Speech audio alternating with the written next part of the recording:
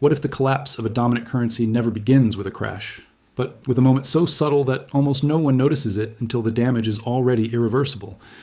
That is the uncomfortable question behind every major monetary downfall in history. Spain, Britain, the early global gold systems, every empire that believed its currency was too essential to fail, all of them walked confidently through the early stages of decline, convinced that their supremacy was permanent. And now, in this moment, the same quiet pattern is unfolding again with the dollar, the euro, and the yuan moving through the same sequence that destroyed every currency that came before them. The most unsettling part is that stage 5 does not look like panic. It looks like stability on the surface, while underneath the foundations begin to rot in slow motion. Because stage 5 is the moment when a currency is still widely used, still respected, still demanded, but internally it begins to lose the structural support that once made it untouchable. Governments keep reassuring the public, markets keep pretending everything is normal, institutions insist the system is secure. Yet beneath those reassurances, something begins to shift. Trust, the invisible backbone of every dominant currency, starts to erode. Not in headlines, not in speeches, but in the quiet behavior of central banks, corporations, and investors who begin hedging long before the public understands what is happening. This is the point, where international partners diversify quietly, not because they want to abandon the dominant currency, but because they no longer believe it can guarantee stability. This is where debt loads grow faster than economic output, where political fragmentation consumes the ability to reform, and where financial systems rely on increasingly artificial interventions just to preserve the illusion of strength. When you look closely, the pattern does not just resemble past collapses, it mirrors them with almost mathematical precision. And once a currency reaches this stage, the slide towards systemic transformation accelerates regardless of how loudly leaders insist everything is under control. And as you hear this, think about your own experience. Have you ever watched something that appeared stable suddenly unravel because the warning signs were ignored? You already understand the psychology behind these cycles. If this opening has sparked something or made you rethink how dominant currencies truly behave beneath the surface, share your perspective in the comments. Hit like so this message reaches more people, and check whether you're subscribed to the channel so you don't miss what comes next. Because what you're about to see may change the way you interpret every financial headline from now on, leading us directly into the next layer of this hidden pattern that is repeated for centuries. When you begin to peel back the layers of this pattern, something becomes clear. Dominant. Currencies never fall because of a single catastrophic event. They fall because internal weaknesses accumulate quietly while the rest of the world pretends not to notice. What looks like strength on the surface often hides a structural imbalance that has been building for decades. Every monetary system that reached global supremacy followed the same trajectory, maintaining the appearance of stability even as its core foundations began to erode from within. It is always the same illusions that keep the public calm, illusions of endless demand, illusions of unquestioned trust, illusions that a currency backed by a powerful nation can never experience true decline. Yet beneath that confidence lies a truth history has exposed repeatedly. Supremacy in global finance is never permanent, and once deterioration reaches a certain point, the decline becomes self-reinforcing. This dynamic becomes even more visible when you examine how countries behave during the early stages of monetary transition. Partners who once relied exclusively on the dominant currency begin to diversify reserves, not because they want to challenge the existing order, but because they can no longer justify depending on it without question. They create parallel systems, alternative payment networks, bilateral trade agreements, all subtle signals that the world is preparing for a future where dependence must be reduced. None of these actions create immediate panic, but each of them weakens the psychological hold that the dominant currency once had over global markets. The shift is slow, almost invisible, but incredibly significant because it signals the beginning of a long, unwinding process that accelerates when internal pressures become unavoidable. You can see this pattern clearly by studying historical transitions.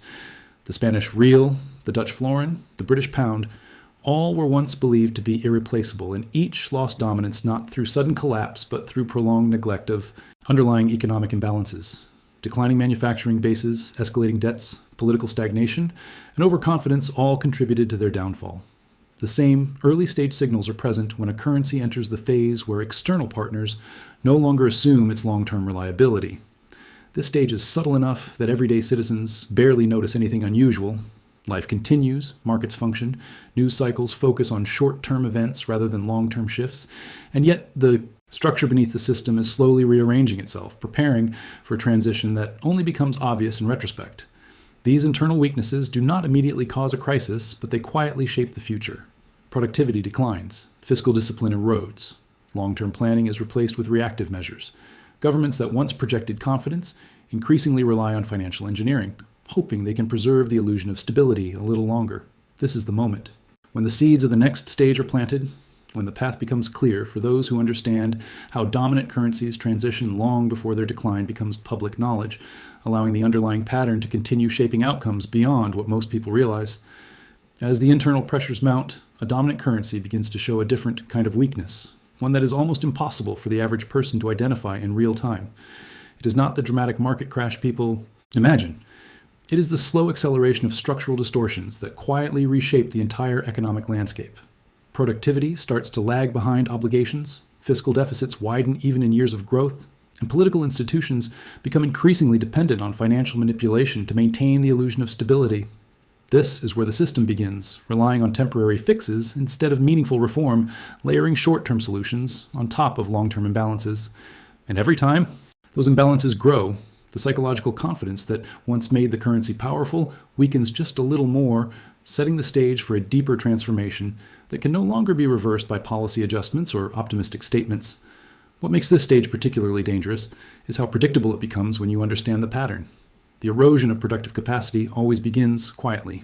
Manufacturing shrinks relative to consumption, innovation becomes centralized instead of widespread, and the nation issuing the dominant currency increasingly relies on financial markets rather than real economic output to project strength.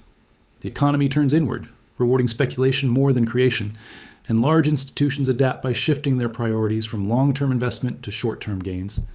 This shift, while subtle, marks a fundamental change in the character of the system. It signals that the currency's dominance is no longer supported by productive fundamentals, but by legacy influence that erodes a little more each year. Meanwhile, the political atmosphere inside the nation often becomes more polarized, creating an additional layer of instability. When a currency reaches this stage, its government tends to lose cohesion, unable to agree on long-term strategies that could prevent further deterioration. Policies become contradictory, alternating between austerity and expansion, regulation and deregulation, intervention and passivity. This inconsistency is not merely political dysfunction, it is a symptom of a deeper problem. The system is trying to correct decades of imbalance without addressing the structural weaknesses that cause them. As internal conflicts escalate, foreign partners begin losing confidence not only in the currency, but in the institutions responsible for maintaining it. At the same time, market behavior begins to reveal a quiet shift. Large investors gradually reduce exposure to the dominant currency, central banks diversify, reserves and corporations hedge against future instability, even if they do not publicly admit it. These moves do not trigger a panic, but they create a foundational change in how global actors perceive the currency's long-term reliability. And once that perception shifts, even slightly, it becomes nearly impossible to reverse. By the time the public recognizes these patterns, the structural decline is already far advanced. And the next stage of the cycle is preparing to reveal itself through pressures that have been building for years beneath the surface. As the internal deterioration continues, a new layer of fragility emerges, one that governments consistently underestimate until it becomes too large to ignore. This is the moment when external behavior and internal reality no longer align. The currency still functions globally, trade continues uninterrupted, and institutions maintain the appearance of order. Yet the system begins to reveal fractures that were once hidden. These fractures often appear in the form of rising dependence on foreign financing, escalating interest burdens, and a growing mismatch between economic output and monetary expansion. What once felt like a controlled framework slowly shifts into something reactive, as policymakers find themselves responding to mounting pressures they can no longer shape or contain. The signals are quiet but unmistakable for those familiar with the historical pattern. You begin to see governments adopting increasingly improvised strategies to stabilize the currency. They attempt to intervene in bond markets, adjust interest rates to manage investor sentiment, or deploy reserves to defend the currency's value. But each intervention buys less time than the one before. The system behaves like a structure supported by temporary scaffolding, visibly upright, yet dependent on constant reinforcement to prevent collapse. These interventions do not address the underlying weaknesses. They simply delay the consequences, creating the illusion that stability is still within reach. Over time, the interventions themselves become the clearest indicator that the currency has entered a vulnerable stage, because a truly stable system does not need constant support to maintain its position. The social dimension becomes increasingly important during this phase. Inside the issuing nation, economic tension intensifies. Rising costs of living, shrinking purchasing power, and the growing sense that the currency no longer reflects real economic strength begin to erode collective confidence. The public may not fully understand monetary mechanics, but they feel the consequences in daily life. And when people lose faith, not just in policy, but in the very system underpinning their economy, the currency's stability begins to unravel from within. What makes this phase particularly dangerous is that public sentiment can shift quickly. Years of silent frustration can turn into sudden dissatisfaction, creating pressure that institutions are unprepared to manage. At the global level, long-standing partners begin recalculating their strategies. Countries that once depended heavily on the dominant currency reconsider their exposure, quietly preparing for a future where its influence is diminished. This is not an act of aggression. It is an act of self-preservation. The world becomes more cautious, hedging against uncertainties that were unthinkable a decade earlier. And each of these small adjustments, each diversification, each bilateral agreement conducted outside the dominant currency, becomes another sign that the system is transitioning into a new phase. By the time these shifts become visible to the broader public, the structural change is already deeply rooted, and the next stage of the cycle is already forming beneath the surface. As these external adjustments accumulate, another shift begins to take place, one that exposes the internal vulnerabilities of a dominant currency with surprising clarity. Crises that originate elsewhere suddenly reveal just how dependent the system has become on external confidence. A geopolitical shock, a banking disruption, or a sudden correction in global markets can trigger reactions that seem disproportionate at first glance. This is because, by stage 5, the currency is no longer supported primarily by economic fundamentals, but by a delicate equilibrium of perception, habit, and institutional inertia. When external turbulence reaches a certain threshold, it disrupts that equilibrium, exposing the fragility that had been building silently for years. The currency still functions, but the responses required to stabilize it become increasingly extreme. This is the moment when foreign holders begin reassessing their exposure, not as a long-term strategic adjustment, but as a necessary precaution. The first moves are quiet: reallocations inside central banks, adjustments in sovereign wealth funds, shifts in the structure of international reserves. These decisions rarely make headlines, yet collectively, they represent a fundamental break in confidence. What once seemed unimaginable, a world gradually reducing dependence on the dominant currency, begins to look not only plausible, but inevitable. Markets sense this before the public does. Liquidity becomes more sensitive to global shocks, volatility increases in areas that were once stable, and policymakers find themselves navigating tensions that appear suddenly but have been years in the making. Internally, governments face a growing dilemma. They must project strength at a moment when their available tools are weakening. Fiscal pressure intensifies as obligations expand faster than revenue, and each attempt to manage external crises requires increasingly aggressive intervention. Interest rate policies grow more erratic. Emergency measures become routine. The institutions responsible for ensuring monetary stability begin to appear overstretched, as though they are constantly reacting rather than shaping the environment. This is not the dramatic collapse people imagine. It is a slow transformation where the pillars of dominance begin to buckle under the weight of accumulating pressures. Global competitors recognize this shift. Alternative financial systems gain traction not out of ideological ambition, but because the world begins craving redundancy.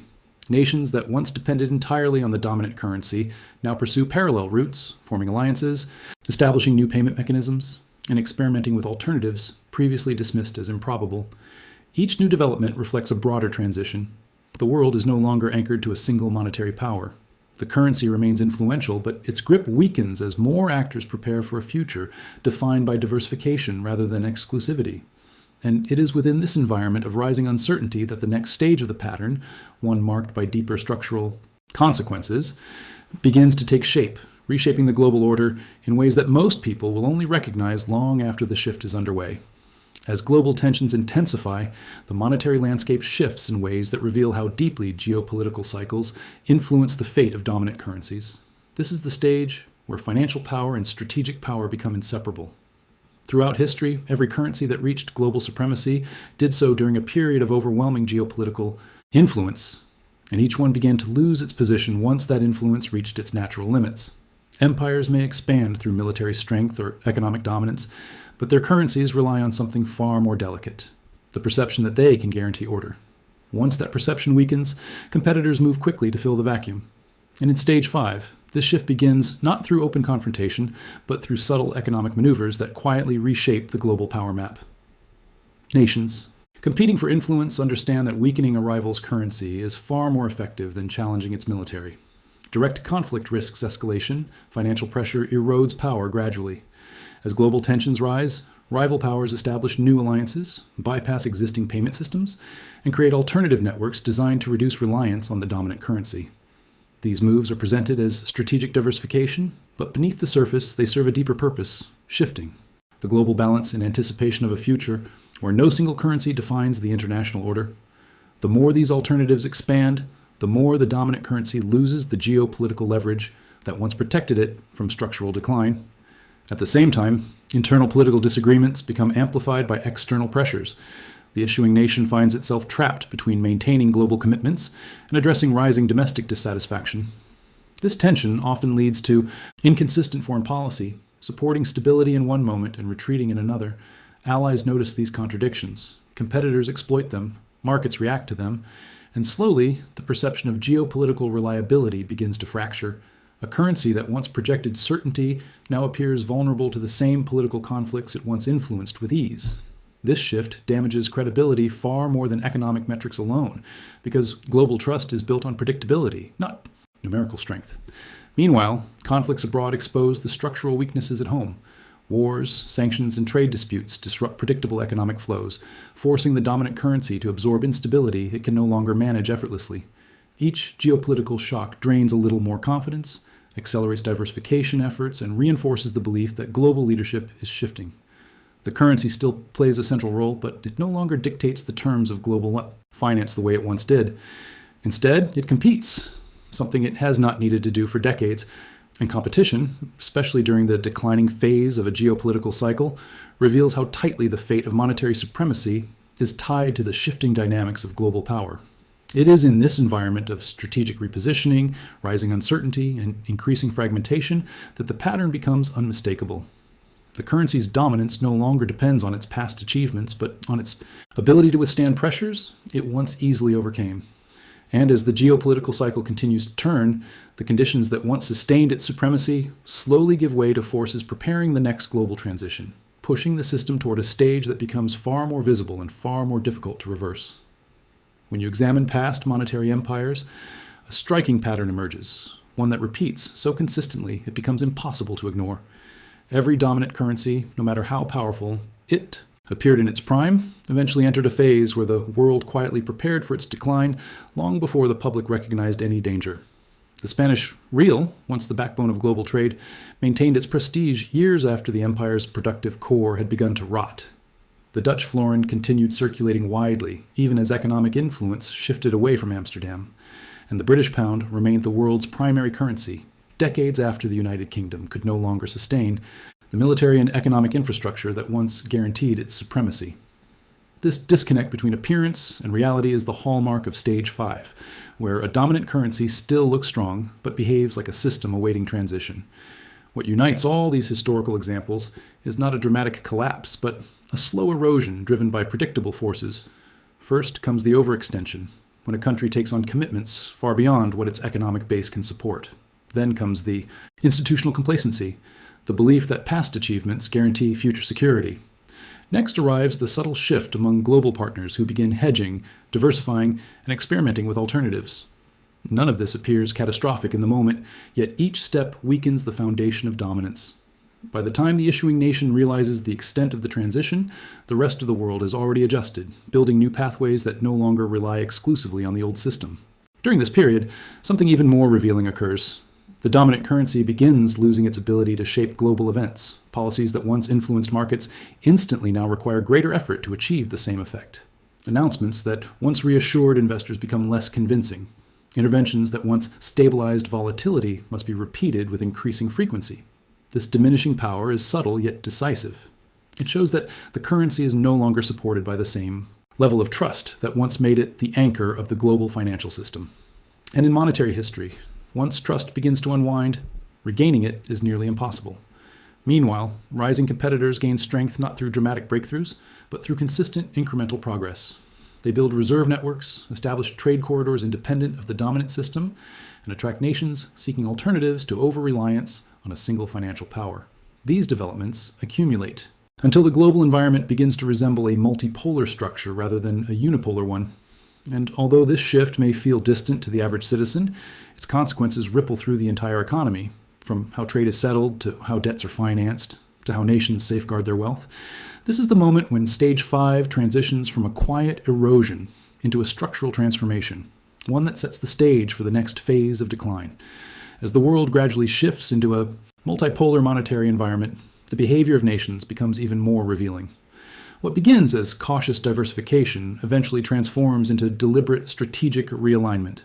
Countries that once depended almost entirely on the dominant currency now pursue alternatives with a sense of urgency, not because they are attempting to overthrow the existing system, but because they no longer believe its long-term stability can be guaranteed. This transition rarely unfolds through grand declarations. Instead, it emerges through subtle changes in trade flows, reserve composition, cross-border payment structures, and long-term investment strategies. Each step may seem small in isolation, but together they form a powerful signal that the global financial architecture is entering a new chapter. This shift becomes most visible in the way governments and institutions seek insulation from future volatility. They start reducing exposure to debt denominated in the dominant currency, even when the interest rates appear favorable. They develop systems to conduct trade in regional or bilateral currencies. They accumulate commodities, strategic resources, or alternative assets not for speculative reasons, but to protect themselves from the instability they sense approaching. The pattern becomes unmistakable. Global dependence is no longer assumed. It is evaluated, measured, and minimized. And this behavior accelerates with every geopolitical shock, every financial crisis, every policy shift that appears reactive rather than strategic. At the institutional level, multinational corporations begin leading the transition. Their motivations are purely practical. Supply chains now span continents, and reliance on a single currency increases vulnerability to sudden fluctuations, sanctions, or policy changes. As these companies adapt, they normalize the use of multiple settlement systems, enabling entire industries to function without strict reliance on a single monetary anchor. These changes rarely draw public attention, but they reshape global flows far more effectively than political speeches or diplomatic announcements ever could. Over time, these new financial pathways solidify, creating an infrastructure that can survive and even thrive if the dominant currency continues to weaken. Inside the issuing nation, this transformation often goes unnoticed by the general public, yet its effects slowly permeate the economic environment. It becomes harder to attract long-term international investment. Borrowing costs begin to reflect deeper structural concerns rather than short-term economic indicators. The currency still circulates globally, but its influence begins to feel less like a position of supremacy and more like a legacy structure kept alive by habit rather than conviction. This is the stage where the system's fragility becomes more visible to those paying close attention, even if mainstream narratives continue projecting confidence and stability. And as these adjustments compound, they reveal a sobering reality. Once global actors collectively begin preparing for a world beyond the dominant currency, the direction of the transition becomes extraordinarily difficult to reverse. The world is no longer experimenting with alternatives. It is actively constructing them, reinforcing a shift that deepens each year and quietly pushes the system toward its next, more turbulent phase. As a dominant currency reaches Stage 5, the consequences of its internal fragility and global repositioning begin to manifest in ways that are no longer subtle. The world may not yet declare the system unstable, but the underlying dynamics start producing outcomes that expose how vulnerable the structure has become. Volatility increases even during periods that should be calm. Economic shocks that once would have been absorbed effortlessly now ripple through markets with unexpected intensity. Investors no longer view the currency as a universal safe haven. Instead, they treat it as a risk to be managed. This shift does not occur overnight, but once it begins, it becomes a defining feature of the monetary landscape, signaling that the system is entering a stage where past assumptions no longer hold. One of the most telling signs of Stage 5 is the gradual erosion of pricing power. When a currency loses influence, the issuing nation can no longer dictate terms in global trade the way it once did. Import costs become more sensitive to geopolitical tensions. Commodity markets react more sharply to policy changes. Even routine economic data can trigger outsized market responses. These reactions reveal that the world is no longer anchored to the currency's stability. Instead, it is increasingly aware of its weaknesses. Businesses adopt defensive strategies, consumers experience the early symptoms of declining purchasing power, and financial institutions become more cautious in their long-term planning. It is a slow-motion shift, but its effects accumulate and reshape the entire economic environment. At the same time, the world begins behaving as though the currency's dominance has an expiration date. Nations accelerate their development of backup systems, not out of distrust, but out of necessity. They prioritize bilateral agreements that bypass the traditional financial architecture. They adopt digital payment networks capable of operating independently from established structures. They accumulate reserves in a broader mix of assets, diluting the influence once held by the dominant currency. This is not a coordinated rebellion. It is a pragmatic response to the recognition that global risk must be diversified. And each of these decisions, made quietly in ministries and central bank boardrooms around the world, erodes the structural foundation that once guaranteed the currency's supremacy. Internally, the issuing nation finds itself confronting pressures it can no longer manage with the tools that once provided effortless control. Debts accumulate faster than economic output. Policy debates become more reactionary as leaders attempt to reconcile short-term demands with long-term vulnerabilities. Institutions that once projected confidence begin to waver under political and financial strain. Markets sense this instability long before the public does. Capital flows become more sensitive, moving rapidly in response to even minor shifts in sentiment. The financial system remains functional, but its resilience weakens, and each new stressor exposes how deeply the structural imbalances have penetrated the core of the economy. This is the moment when Stage 5 reaches its most crucial point. The system is still functioning, but the pillars that once held it up are weakening simultaneously. Global trust no longer operates on autopilot. Stability depends on increasingly complex interventions. And beneath the surface, the forces that will shape Stage 6 are already forming, preparing to push the system into a phase where the consequences of decline can no longer be concealed or controlled. When a dominant currency reaches the final phase of its long descent, the shift becomes visible not because of a single catastrophic event, but because the world begins behaving as though the old structure no longer defines the future. Stage 6 and Stage 7 are not abrupt collapses. They are the logical conclusion of pressures that have accumulated for decades. By this stage, the currency's influence has diminished to the point where external actors no longer wait for signals from the issuing nation. Global markets begin setting their own direction. Alliances form without deference to the old monetary order. Nations once tightly bound to the dominant system quietly reorient themselves toward emerging alternatives, no longer expecting stability from the currency they depended on for generations. The system still functions, but its authority is no longer unquestioned. It is a legacy framework, operating out of momentum rather than conviction. Internally, the issuing nation enters a period defined by tension between what the currency once represented and what it has now become. Economic cycles grow sharper, more unpredictable, and increasingly influenced by global decisions outside domestic control. Policies that once shaped world markets now struggle to influence even regional trends. Governments find themselves confronting a reality where financial power, once their greatest lever, is no longer sufficient to dictate outcomes. At the social level, the public senses a shift, not through technical measures or macroeconomic indicators, but through a gradual change in everyday life. Prices respond more violently to external shocks. Confidence weakens as institutions appear less capable of maintaining the stability they once guaranteed. Even those who do not follow global economics feel the consequences in subtle but persistent ways. As the system transitions, global actors adapt with increasing speed. Financial hubs begin reallocating capital in anticipation of a new monetary landscape. Emerging currencies strengthen their networks, gaining ground not through symbolic gestures, but through consistent practical adoption. Regions that once accepted dependence on the dominant currency now discover that diversification provides protection and opportunity. Meanwhile, the dominant currency itself loses the ability to recover the influence it once possessed. Each attempt to reassert control is met with diminishing returns, signaling that the transition is no longer theoretical. It is active, ongoing, and visible to those who understand how these cycles unfold. And once this stage is reached, the shift becomes self-reinforcing. The world is not simply preparing for change, it is living inside it. This moment is where the pattern across centuries becomes unmistakable.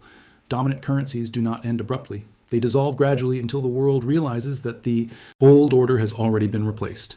And understanding this process is not about predicting collapse. It is about recognizing the forces shaping the next era of global power, forces already guiding decisions, alliances, and financial strategies across continents. When you see these movements clearly, the transformation no longer feels distant. It feels inevitable, the continuation of a sequence that has shaped every major monetary transition in history.